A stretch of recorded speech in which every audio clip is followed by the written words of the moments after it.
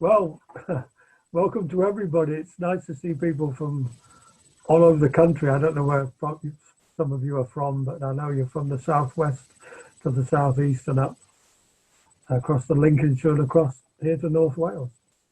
So most of you will know Randall or me from various creation things or any other biblical events and what have you.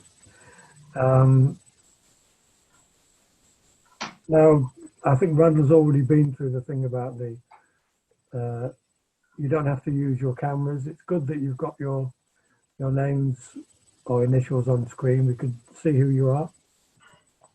So we've got we're setting out a really big aim here. We want to try and understand as much of the Bible as possible from Genesis to Revelation. And I don't mean every single thing, of course, but especially as pertaining to the beginning and the end. As I pointed out in one of the leaflets to begin with, virtually all the themes in Genesis are played out throughout the Bible, but they're virtually all brought to completion in the book of Revelation. It's a really big project, and over the last few weeks I've been wondering why on earth did I set out all of this in the first place. I've been deeply regretting it for the past few weeks, simply because there are just so many different versions and understandings of prophecy. And a lot of us are coming from different religious backgrounds, as it were. Even within the Christian faith, there are just so many different ideas about what this, that, or the other means. And so we're specifically looking at the end times, but because both Randall and I came into it via creation.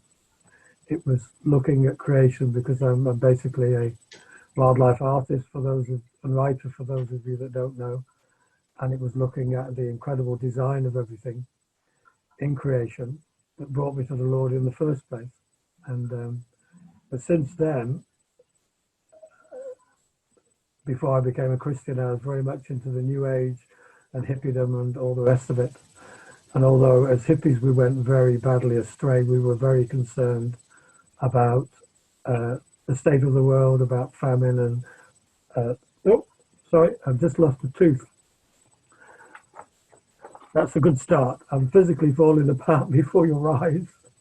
Speak a bit louder, Philip. People are struggling. Right, sorry. As I can't get to a dentist at the moment, I can't get my tooth stuck back in. And it's just fallen out. So whether that's a sign from the Lord or not, I do not know. That this might just about to be reducing into farce. Anyway, get serious. Sorry, these are very serious issues. As I say, I'm beginning to wonder why I embarked upon this in the first place. But one of the scripture that came to mind when I was thinking about this whole thing was our days would be just like the days of Noah. And of course, Luke added, and Lot. And you only have to look outside now or at the news or anything, even looking outside the window, and you can see that this world is deteriorating at such an incredible rate. And the things that we can see around us that are most positive, as it were, are all these prophecies coming true. And of course, the conditions that Jesus was talking about in the days of Noah, what we're going to be looking at in various aspects. We're going to look at three. I'll just share this screen.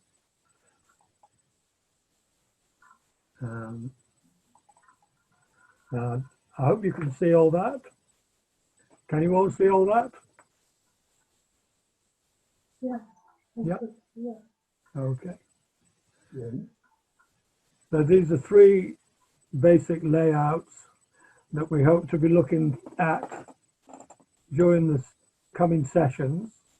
Number one is what Randall is going to do in a few minutes' time, preparing for the future lessons from Noah. And they are very important lessons, just not looking at the conditions all around us for the person who was warning the world about it. Now, number two, don't worry about this. We can send out these things as PDFs after tonight. Randall will have a PDF available of his PowerPoint, which has about 10 slides on it, I think. The thing that I hope to be doing sometime in the near future is to look at these 6 basic aspects of what the world was like in Noah's day and comparing them with the church today. So we've got Noah as a preacher of righteousness, which is what we are supposed to be doing in the world today, warning people about these things. The second point is that the world at the time was absolutely full of wickedness and evil hearts and corruption and violence. And that's pretty much the state of a lot of the world today. The third point is the very controversial one. I'm sure that's going to generate a lot of interest. The fallen angels coming down to earth and the role of the Nephilim, etc., exactly who they were. The fourth point is that there was I forgot to say that the way we're looking at the days of Noah is not just before the flood, because Noah would live for another 350 years after the flood. And so the days of Noah carry on after the flood. And then we had the famous one world leader, Nimrod, and Babel. Of course, it's such brilliant history. Fifthly, we had this humanistic pride. We had some kind of false religion back then. We cannot know the details of that before the flood, but we certainly know about it after the flood. Very new agey worship of the heavens, and that again is very, very rife today. And sixthly, I put climate change in inverted commas because I'll just say quickly, I certainly do believe in climate change, if not believe in man-made global warming. And we had the falling lifespans there over the next nearly 2,000 years. And then when we bring it into the present day, Jesus said there will be a prevalence of pestilences and earthquakes and famines, etc. And they stretch from the post-flood through to the end of the last days. And the other point to make is that both Paul and John understand the last days as starting at the cross. Thirdly, something that Randall will be mentioning and can show you at some point, and certainly have a diagram about, is the 4 basic positions on Revelation and the millennium. And so those are the things that we can email out afterwards.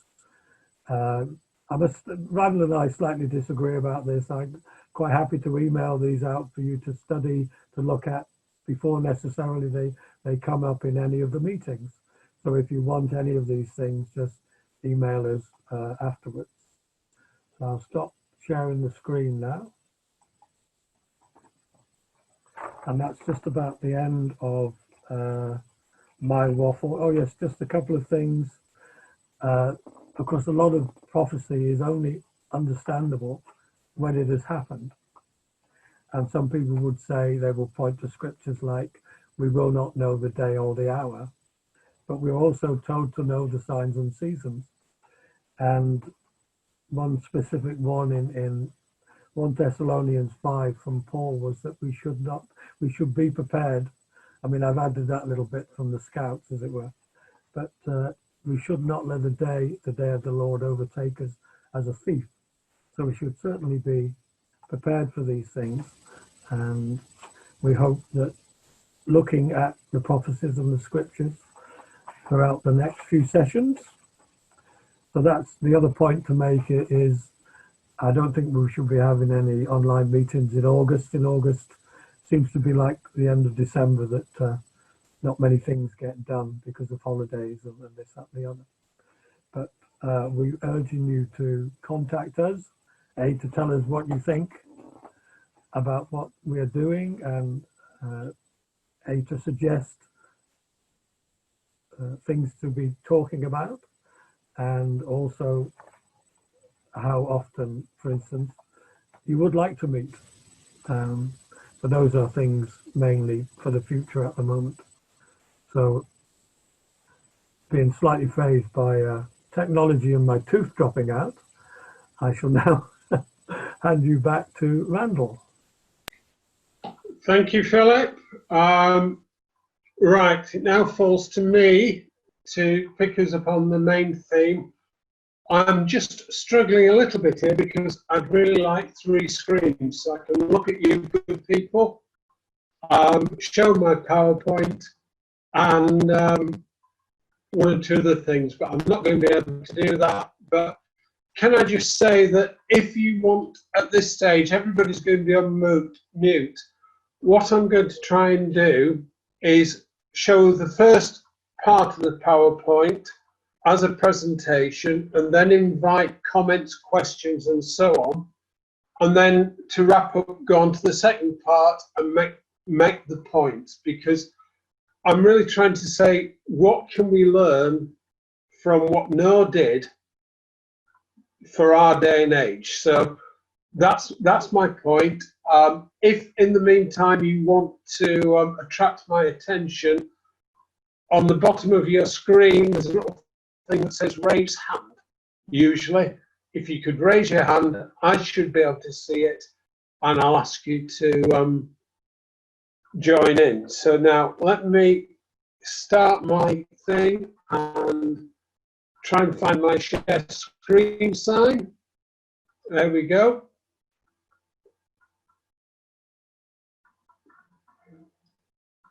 Yeah, okay. Screen 1, PowerPoint, that's what I want.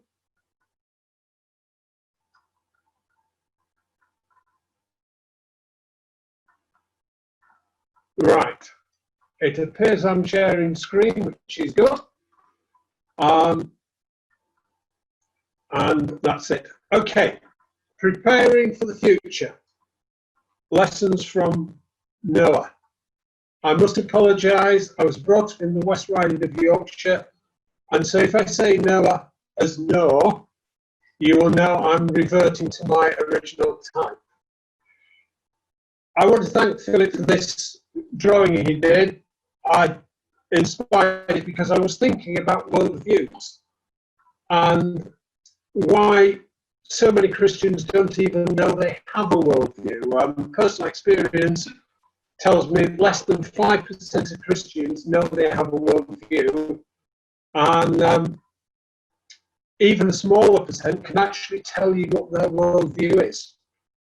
I was thinking about that the other day, and this picture came to mind, that there is one sailor here who tells me it's disastrous if you tie a boat at the front and the end, unless it's got something else to prop it up. But the way to stop it being blown around in the wind is to anchor it at the front and the back. And in the Bible terms, that is Genesis and Revelation. So the question I've got for you here, provided I can get my next slide to appear, is what is your worldview? I don't want to spend long on it, but here's a very quick presentation of a common secular worldview. Don't worry about the big text. You can look at that if you download the slides. But at the bottom, a common secular view is everything began with a purposeless explosion. That has gone through time, everything's evolved, got better, and we could even carry on going. But they also believe that at no moment everything will dissolve into an eradicating implosion, and that will be the end of it. We'll all be forgotten. And some time ago, I came across a question by a student that said, what is the point of being born if all you're going to do is die? And that is the weakness of the secular worldview, but it's the common one with the people around us today in the Western culture. Now, moving on, this is a graphic representation of my own worldview. I'm not going to go into the details. I've put you some scriptures on there for you to look at. It starts with creation, the fall, and everything generally goes downhill until Jesus comes back. And then things improve drastically, and eventually God separates out the old creation and the new creation that he's preparing. I have to say there are other Christian worldviews on offer, and you may want to think where yours is at, but that's just to give you an idea of what my worldview is. But whatever Christian worldview you have, this diagram is what you should be using to build it. It's a diagram I drew a while back now, but it gives you the shape of biblical history. On the very left-hand side, in Genesis 1, scriptures start with a view of the universe, the heavens and the earth. Chapter 2 to chapter 11, it's all about a global situation. That's from the creation of man through to the separation after Babel. After Babel, it focuses on one people, one nation, Israel. And then the middle of this timeline, not physically, but in concept, is when Jesus comes to earth, is born, lives, ministers, dies, and then resurrected. And from that time on, things begin to widen out again. It goes next to one people, this time the church. When you get into the book of Revelation, from chapter 6 onwards, the focus is once more global. And then finally, in the last chapter, 2 chapters, sorry, you have a universe-wide, but it's a double universe, because you've got the old world, this creation that passes away, and a new creation that is brought. And if you're outside, one other thing is right through the middle there, he's the creator and he is the finisher. He is the one who holds all things together throughout history. It's the person and work of the Lord Jesus Christ. And if you're going to have a Christian worldview, that outline of biblical history has, I believe, has somewhere got to shape your worldview. Right, so that's the background. A little bit more introduction, because I want to use some scriptures from the New Testament, but I want to tell you how I've selected them. The Hebrew word Babel is only used of the Genesis flood, the flood at the time of Noah. It occurs 11 times in Genesis and once in Psalm 29, where we read, the Lord sat enthroned at the flood. In the Greek, in the New Testament, the Greek word kataklumos appears 5 times, always speaking about the Genesis flood. And it's those verses that I'm going to look at next, along with any of the verses in the New Testament that refer to Noah. Finally, just to point out that the Septuagint, which is a Greek translation of the Old Testament, always translates Mabul with kataklumos. And kataklumos is from where we get the English word cataclysm, and my preference is to call it a cataclysm, not a flood, because we're used to the floods that we get in towns like York and places like that come gently up. I believe the biblical picture is something of very fierce which came down. And I like that word better. Okay, the first passage I want to remind you of, and I'm not going to read all of these, is Matthew 24. And I'm sure you're aware there that Jesus said that we don't know the day or hour when he's coming back, but when he comes back, it will be like the days of Noah. And he says, for as in the days before the cataclysm, they were eating, drinking, marrying, etc., until the day that Noah entered the ark, and they did not know until the cataclysm came and took them all away. So will the coming of the Son of Man be. Luke 17 has got a very similar phrase, picture in it from the lips of Jesus. Now, you may not have thought about this one, but it's very relevant. Hebrews 11:7 tells us about Noah's faith. And it says he was divinely warned of things not seen, moved with godly fear, prepared an ark for the saving of his household, by which he condemned the world and became an heir of the righteousness which is according to faith. You may be a bit more familiar with this one in 1 Peter 3.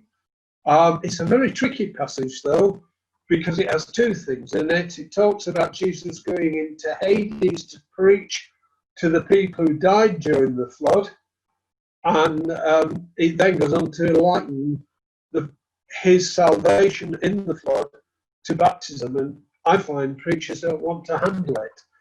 But here it says, Jesus went to speak, made alive by the Spirit, by whom he also went and preached to the spirits in prison, who were formerly disobedient, when once the divine long-suffering waited in the days of Noah, while the ark was being prepared, in which a few, that is 8 souls, were saved through water. In 2 Peter 2, we find that God says, well, Peter poses the question that if God did not spare the angels who sinned, but cast them down to hell and delivered them into chains of darkness, but to be reserved for judgment, and did not spare the ancient world, but saved Noah, one of 8 people, a preacher of righteousness, bringing in the flood on the world of the ungodly. And the final passage, which I do want to say a bit more about, that we'll be looking at in the New Testament, is 2 Peter 3:6. And the reason I want to say more about this is because I believe it describes the situation today. Now, I don't know how many of you are aware of Charles Lyell. In many ways, the John the Baptist to Charles Darwin. Darwin said that he thought half of his books came out of Charles Lyell's head, and he didn't know how to thank him enough. One of the things that Charles Lyell did, he made popular a little jingle that the present is the key to the past. And on that, he built the whole thing of long time scales. And in the middle of that is what is technically called the uniformitarian approach to Earth history. And that's under here because he says, knowing this, he says that scoffers will come in the last days. We've got lots of scoffers around today, walking according to their own lusts and saying, where is the promise of his coming? For since the fathers fell asleep, all things continue as they were from the beginning of creation. For this they willfully forget that by the word of God the heavens were of old, and the earth standing out of water and in water, by which the world that then existed perished, being flooded by water. So I've just highlighted that. For since the fathers fell asleep, all things have continued as they were from the beginning of creation. Today informs us about the past. I believe what Scripture teaches is that the past informs us about today, which is one reason I'm happy to team up with Philip to talk about the relevance of Genesis to the book of Revelation, of the beginning of the earth to the end of it, because the past tells us a lot about the present. But we live with people who think the present should judge the past. Tearing down statues in Bristol and in other places is part of saying we will judge the past by the present. we really ought to be judging the present by the start, by creation.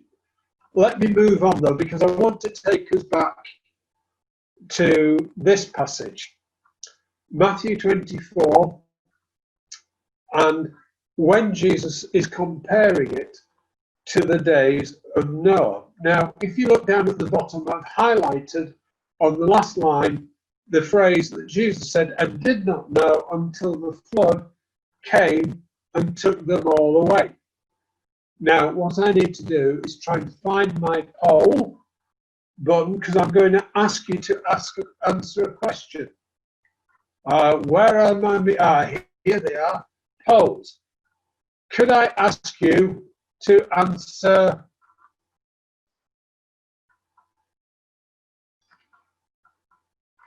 this question? We're here seeing that it says he took them all away. So will you answer which you think is best? To be left behind, to be taken, or you're not sure? I don't know how this works at your end, so please vote.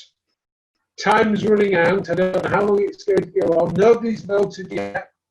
Let me encourage you people. Oh, yes, somebody's taken it. Somebody said left behind. Yes, come on. That's only 3 folks.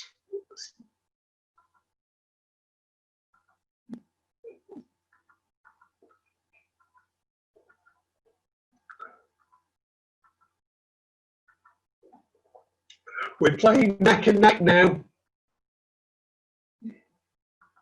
2, 1, 15 more seconds. Please vote.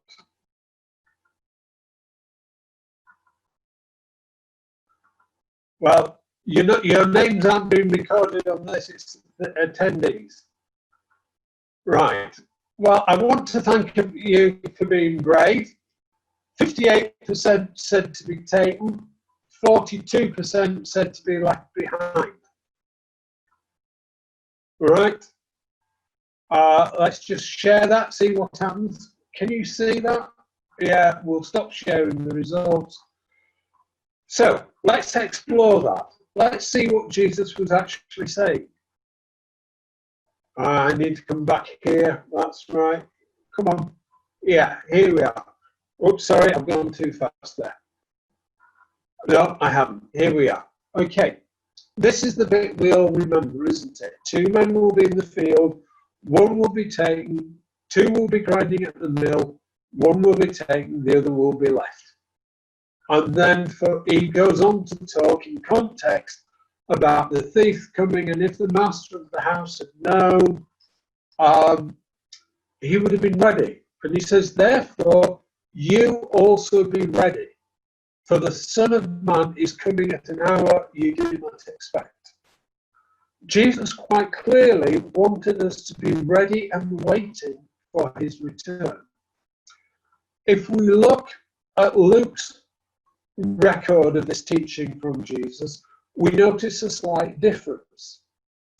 Because here he says that they were eating, drinking, marrying, until the day that Noah entered the ark and the flood came and destroyed them all. Now, I'm sure if the poll had asked you which is better to be destroyed or not to be destroyed, I'd have got a fairly straightforward answer: not to be destroyed. But why does Luke say this? Well, Jesus also quoted the deliverance of Lot from Sodom. And notice again, he uses that same phrase, that when Lot came out of Sodom, it rained fire and brimstone from heaven and destroyed them all. Even so will it be in the day when the Son of Man is revealed. Right, we carry on reading. He says, don't go back into the house when this happens, but remembers Lot's wife. Whoever seeks to lose his life will lose it, and whoever loses life will preserve it. Have you ever stopped to wonder why, in that context, we should remember Lot's wife? Have you ever thought of asking from Scripture why Lot's wife and was so pulled that she looked back. We could discuss that later. I'm not going to discuss it now. But this is where I want to get, in Luke anyway, because this is very much like Matthew, where he talks about one being left and one being taken. But let me just give you a clue. I'm going to colour in those letters, because I believe what you don't want to be when Jesus is it comes back, is taken away like they were in the flood. Destroyed like they were with Sodom and Gomorrah. I believe those are the ones who are taken are those who are going to be destroyed, where the ones who will be left are the ones who will be safe. So well, here's a question for you. Here's a point for you. See, when the flood came, Noah had built the ark. He'd listened to God. He got inside. The animals had come in, and I couldn't find a picture with the shut door, but the door was shut, and he was ready. He was ready for the flood. But outside of the ark were lots of people who were not ready, and the flood took them away. And there was nothing they could do about it. And I believe it's important that we see from what Jesus was teaching that he wants us to be ready for his return. Now, Paul agrees with that. In 1 Thessalonians 5, this is verses 1 to 3, he repeats this about the day of the Lord coming as a thief in the night. Adding, for when they say peace and safety, then suddenly destruction comes upon them as labour pains upon a pregnant woman, and they shall not escape. But he doesn't stop there. He goes on to say, but you, brethren, are not in darkness, so that this day should overtake you as a thief. You are all sons of the light, of the day. We are not of the night, nor of darkness. So Paul is saying that he is firmly convinced that we won't be surprised when Jesus comes back. We'll be ready and waiting, because believers are sons of light and sons of the day. You might also want to read on from verses 6 and 10 to get the full context. Right. Some questions for you to be thinking. I'm going to stop sharing in a minute and we can have a bit of discussion. Noah had to get ready for the cataclysm. Agreed? What was Jesus teaching his disciples to be ready for? I think it was his return. Did he return while they were alive? Could he return in the near future? Could he return while we are alive? What can we learn from Noah's example to help us to be ready? Let me stop that screen share. Right. I'm happy to take questions at this point. You can either raise a hand or unmute yourself and ask me questions. Make them hard ones. If they're very hard ones, I shall pass them over to Philip. Anybody want to come in with a question from what I've said so far? I hope you do, because I like dialogue. I like to know where people are at. Don't be shy. If not, I'll nominate Roy Smith. He's very good at asking questions.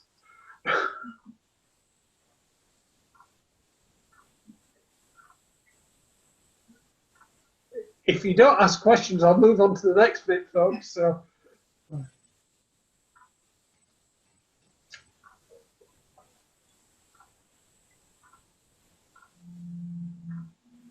No. Well, can I just go on, say, Philip? hey, You come in. You see if you can get them talking. Right. Well, you asked us some questions. Pardon? You I asked, asked you some questions, yeah. so we should be answering those questions. Right, well, shall I share them again? Well, I remember So the you can- first. I remember the first one. What was he warning the disciples about? Right, And of course, we immediately get into controversy, which is not like me at all, because he was warning them about the coming end at 70 AD. you have to lean nearer your mic, Philip. Right. I don't know why my mic suddenly isn't working properly. Anyway, sorry. Yeah, all of the Gospels, in the three Gospels, the prophecies, I am absolutely convinced myself personally, and that was something I was going to say earlier, that if I personally make any pronouncements on prophecy, you can go and tell me to boil my head, or I have to say that they are in no way infallible. I'm not making any infallible prophecies here or talking about prophecy. I want to make that perfectly clear. I'll say that with boring regularity, that I am not infallible when it comes to prophecy. But I am absolutely convinced that Matthew, Mark, and Luke, for instance, are both talking about the coming end at 70 AD, and the coming end in our own days. And I know it gets to be multi-level and complex, but we have to think about Isaiah, who can be talking about Israel and the church in the future in the same sentence, and two time frames or even three time frames. And that's my own personal take on that. So Jesus was telling them in a very complex, layered way in Matthew 24 and Luke 17 and Luke 21, etc., that he was warning them about the coming end at Jerusalem and warning us in the future as well. That's me for the minute. Right. Anybody want to comment on that? Or any other point? Mr. Bridger? Graham's got his hand up. Yeah. He's got his physical hand up. Yeah. Come on in, Graham. I'll unmute you. Yeah, there you are. Thank you. Thanks, Randall. Yes, I mean, I think the way I've always understood the scriptures is that Jesus is talking to Hebrews, and he's also speaks. I mean, prophecy, as far as they were concerned, is completely different from the way we think about prophecy as Gentiles. So, in fact, prophecy relates to the past, the present, and the future, almost in one. So they think in a completely different framework to us. But in terms of, I mean, I sort of wouldn't necessarily disagree with Philip, but I think that, obviously as you go through Matthew 24, he's obviously moving into the future, clearly, and, to hold a view that, I'm not saying you are, Philip, but holding a view of AD 70 having been completed is a preterist view, which is completely, I've got no understanding of how they hold that view, because it's quite clear that he goes on to talk about after the great tribulation of those days, which actually will never be, they're the worst that they've ever been and the worst that they'll ever be again. So he's obviously speaking about the end times.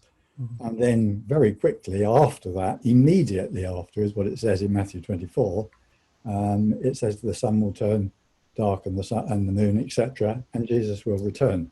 So that's how I see Matthew 24.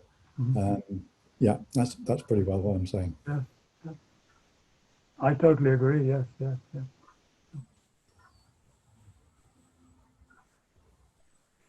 Anybody else want to come in?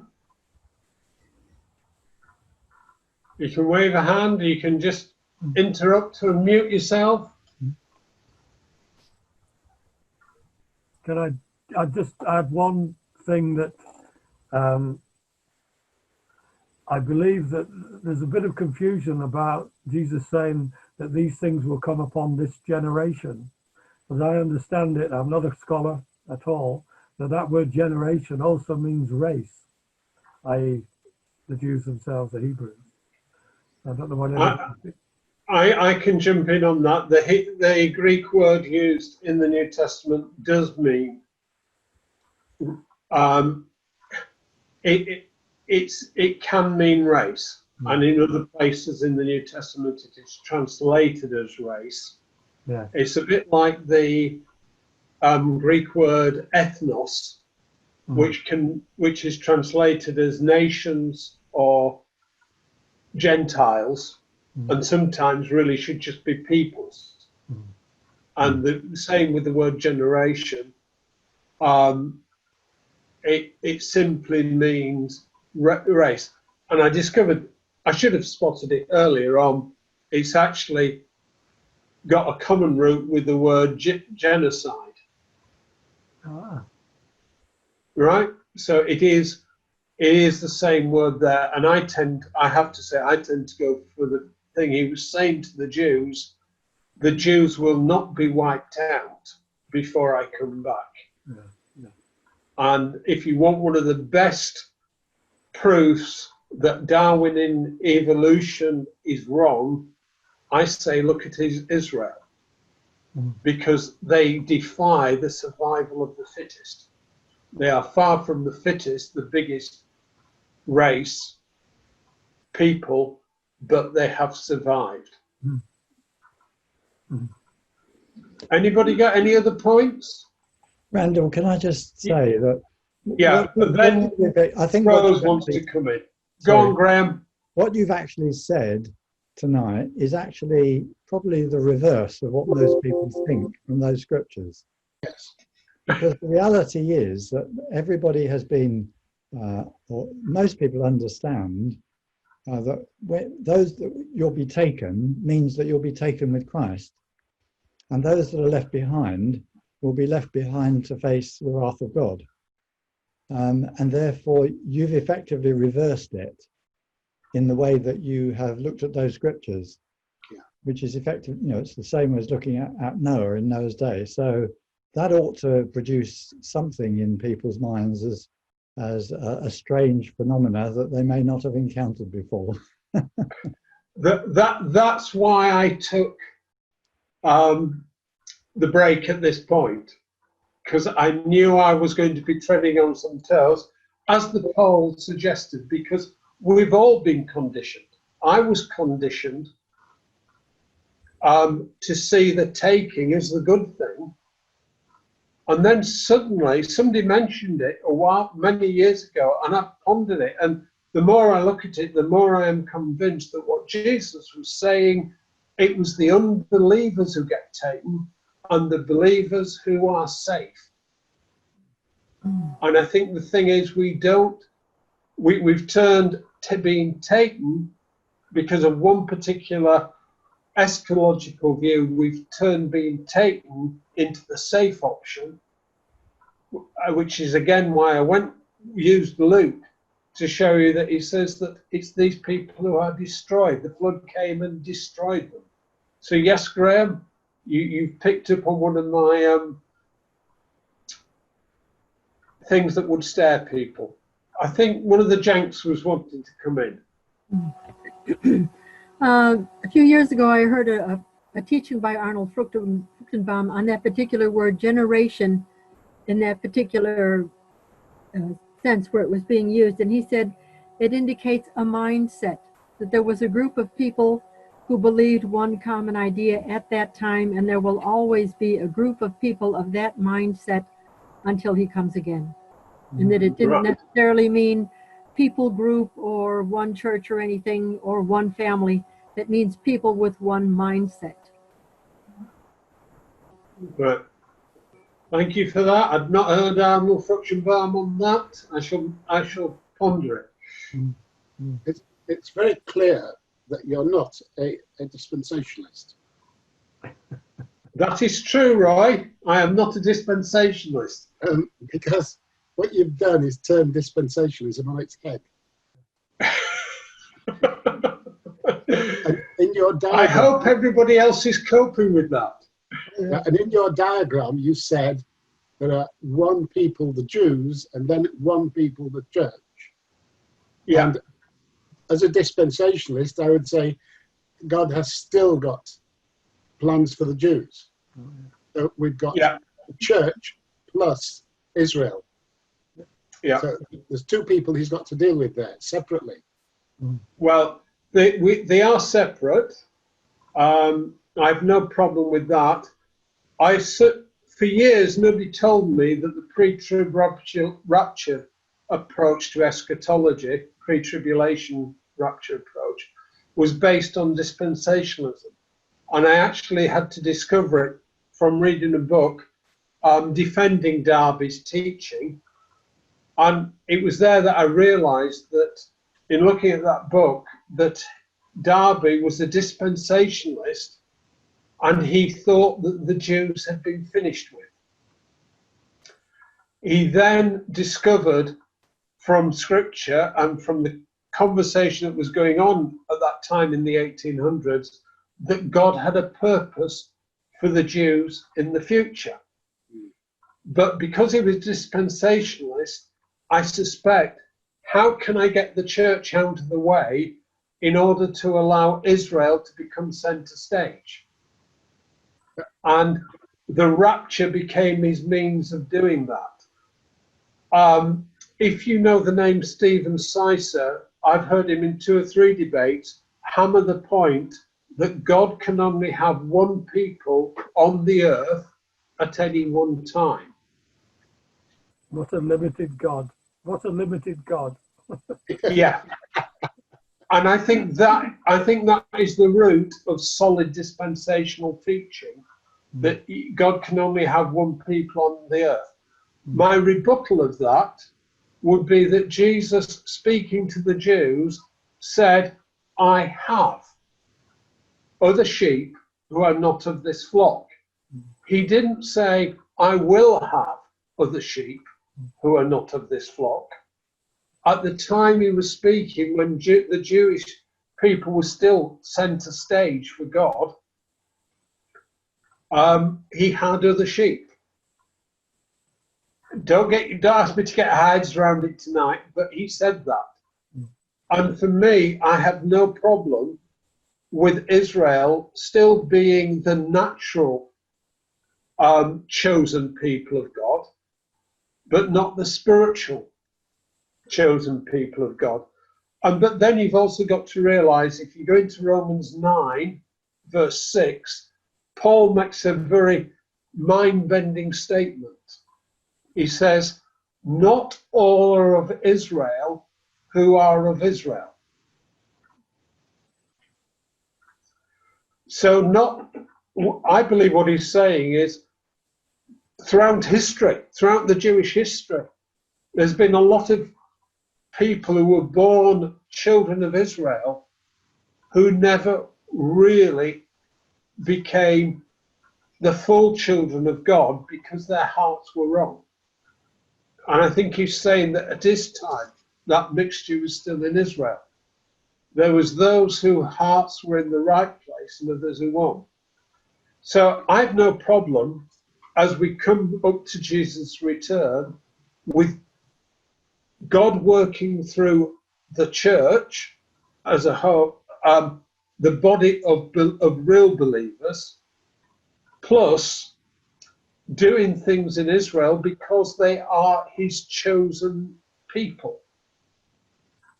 And in effect, they're actually, in my worldview, becoming the goad to stir people up. So it will be interesting to see what happens there. But yeah, I'm no dispensationalist, and I know neither do I have any problem with there being two people on the earth at the same time who are key to God's plans. I mean, Anybody else want to come in? Oh, sorry, Roy, come back. There's lots of evidence in Revelation that, for instance, the 144,000. Speak up a bit. Sorry, the 144,000 from the tribes of Israel have a seal set on them. But there was another crowd in the same chapter who were presumably the Gentiles. Well, certainly weren't Israel. Certainly didn't have a seal set upon them. No. But when the angel was told to go and destroy people in chapter 9, it said they weren't to touch people with the seal on them. Mm. But that indicates that the church wasn't there at all. There's no mention of the church in Revelation between chapter 4 and chapter 19. So the church had been taken out of the way. Well, I'm not convinced by that No. Mm. argument. Mm. We'll talk about that some other time, probably. Anybody else want to come in here now? Mm.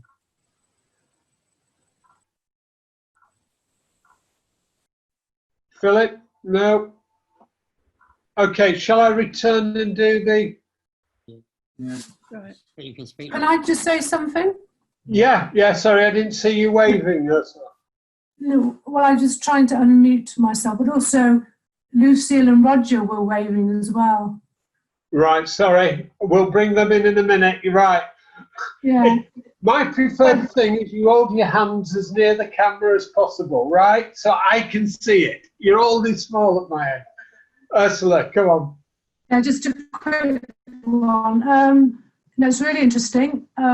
Just the point about you saying the people being taken, that's because we're linking that with the rapture, aren't we? So you're saying that actually we shouldn't be linking being taken with the rapture at all. It's two completely different things, yeah?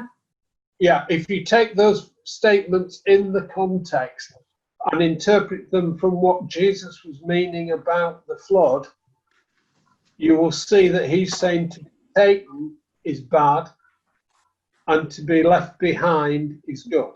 Yeah, so that's nothing to do with the rapture at all. No. Well, okay. What we call the rapture's been brought forward to the start of what we call the tribulation and leaving people in for the trouble. The rapture, in my understanding, happens at the same time as Jesus comes back to the earth. And that will be a different thing, because it is really, because when Jesus comes back, that is when the unbelievers will be taken. So it is rapture. I'm just saying the rapture was historically back in the early centuries taught at the moment Jesus comes back. That's why this view, if you look it up, if you look at the diagrams I did a while back that Philip mentioned earlier on, it's called historic premillennialism because it was taught by the early church fathers. Does that help? Yes, thank you. Good. Lucille and Roger? Hi. I just want to say thank you. I had a friend who tried to explain your view about being taken and left to me, and I couldn't get it. But seeing those words on the screen, I now get it. So that's what I want to say. Thank you. That is very encouraging. Phillips. Right. Anybody else want to come in? Philip's waving. I'll unmute you, Philip.